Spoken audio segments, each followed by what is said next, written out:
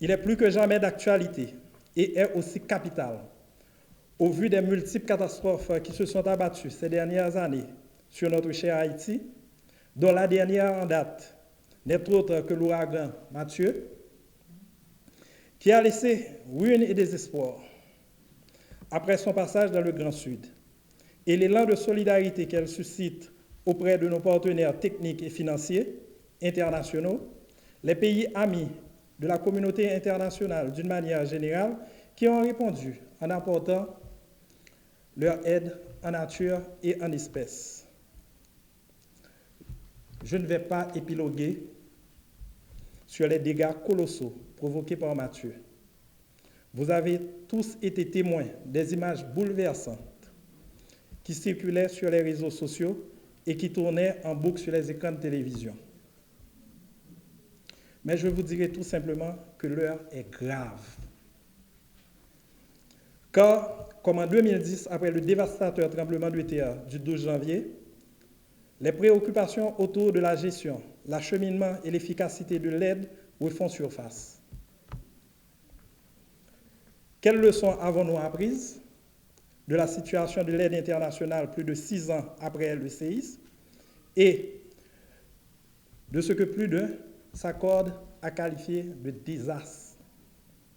Seulement 1% de l'aide d'urgence a été fournie au gouvernement d'Haïti. En ce qui a trait à la reconstruction, les bailleurs bilatéraux ont décaissé seulement 7% et multilatéraux ont décaissé 23%.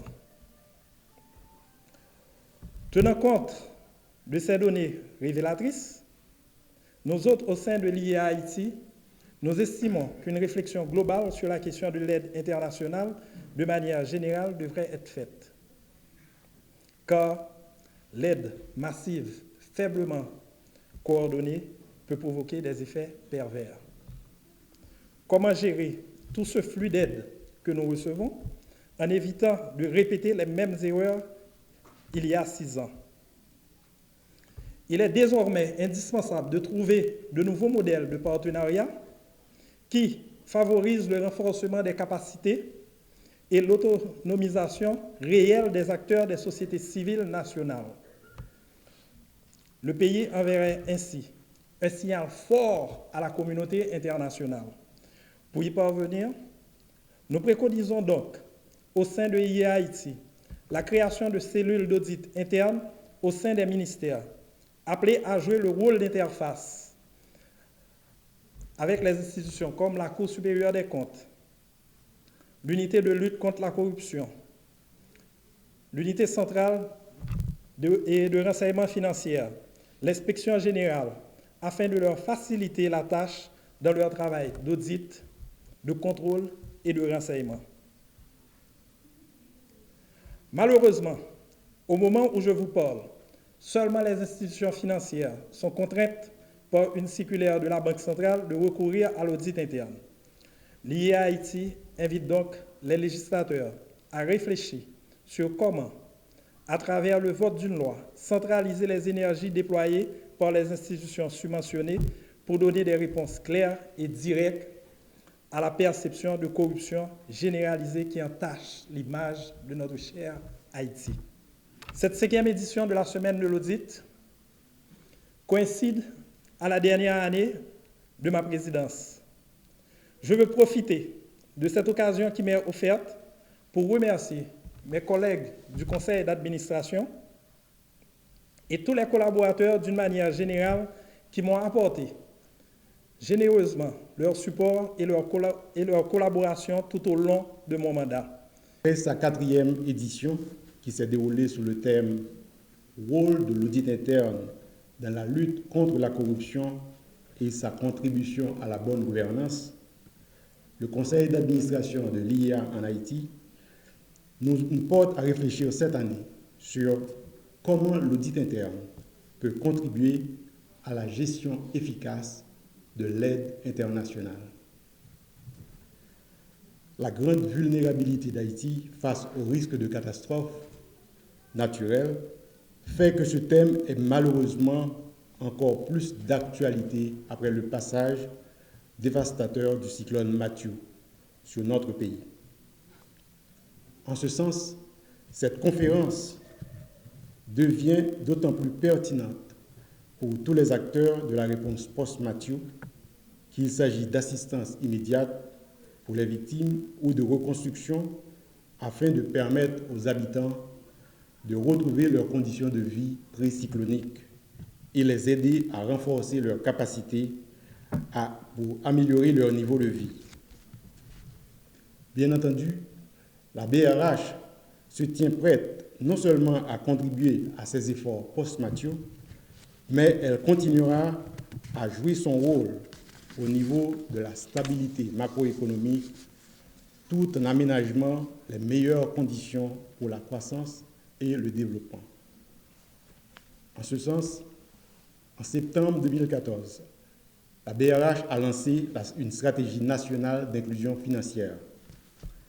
Cette stratégie vise à augmenter le nombre d'individus ayant accès aux produits et services financiers formels. Les produits et services financiers, lorsqu'ils sont accessibles, compétitifs et adaptés aux besoins quotidiens des agents économiques, peuvent grandement contribuer à améliorer leur qualité de vie, réduire les inégalités et favoriser la croissance et le développement économique et social.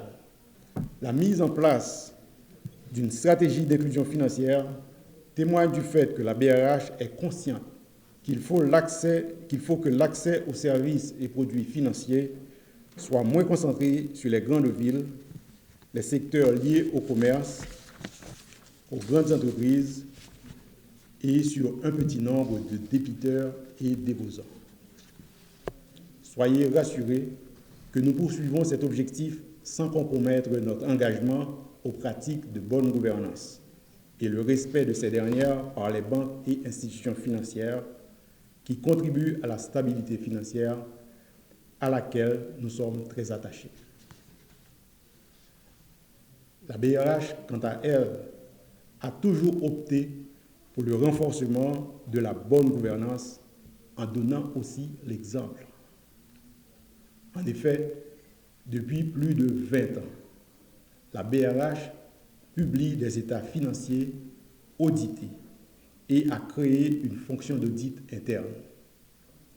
Depuis 2005, le conseil d'administration a doté la BRH d'un comité d'audit et a également adopté une politique de rotation de ses auditeurs externes. En fait, l'un des membres de l'IA Haïti est membre du conseil d'audit de la BRH. Il n'est pas employé de la BRH, mais il est membre du comité d'audit de la BRH. Les conseils d'administration successifs de la BRH ont démontré, à travers leur fonctionnement et celui de ses régulés, que non seulement la bonne gouvernance en Haïti était possible, mais que les retombées étaient positives pour toutes les parties prenantes. Il s'agit bien du défi que nous avons à relever, à savoir celui de faire des choix, pas parce qu'ils sont commodes, mais parce qu'ils sont justes dans notre intérêt et celui de tous, et même lorsque ces choix sont difficiles. Il ne me reste plus qu'à vous souhaiter une bonne et fructueuse conférence.